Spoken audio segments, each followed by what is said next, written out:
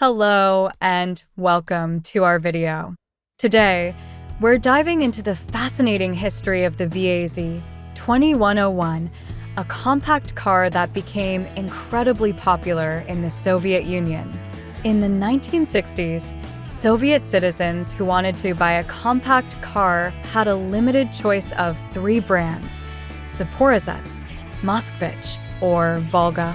The annual production of cars in the USSR was only 125,000, of which only half made it to retail stores.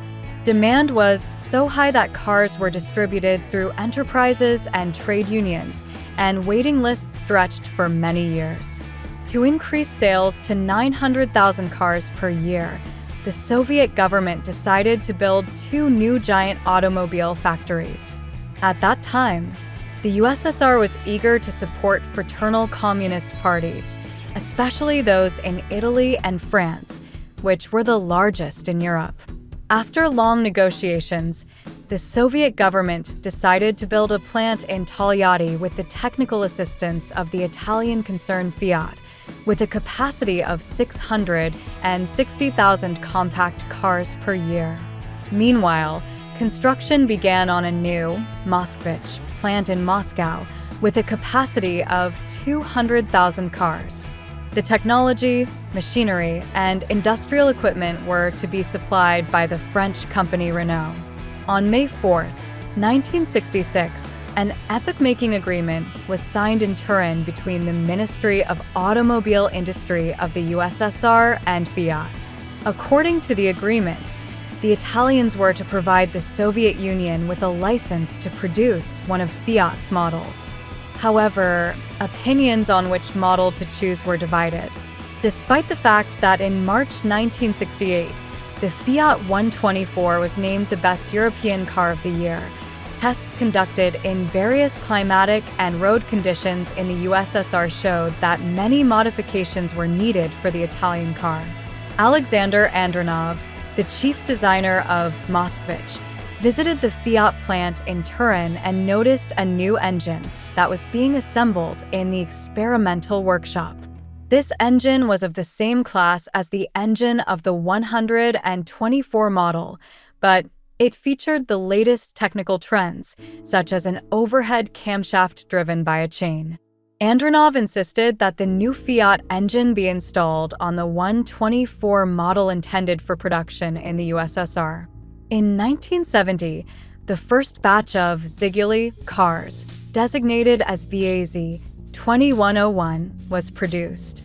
When shipments of the VAZ2101 began to be exported, the Soviet Foreign Trade Association, Avto Export, had to quickly change the name of the model to Lada, as the word Zhiguli sounded too similar to gigolo in some European languages.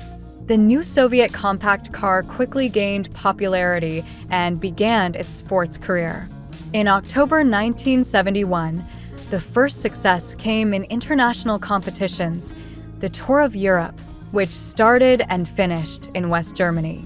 The route covered 14,000 kilometers and passed through Denmark, Norway, Sweden, Finland, the USSR, Poland, Romania, Czechoslovakia, Bulgaria, Turkey, Yugoslavia, Italy, and Austria. A total of 53 crews participated, and the Soviet team, consisting of Moskvich and Zhiguli cars, won the gold and silver cups. This was excellent advertising for the new Soviet compact car.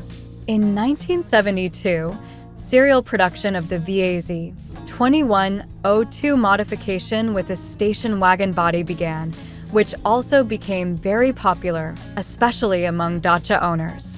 In 1974, the next version of the VAZ21011 with a 1,300 cubic centimeter, 69 horsepower engine was released.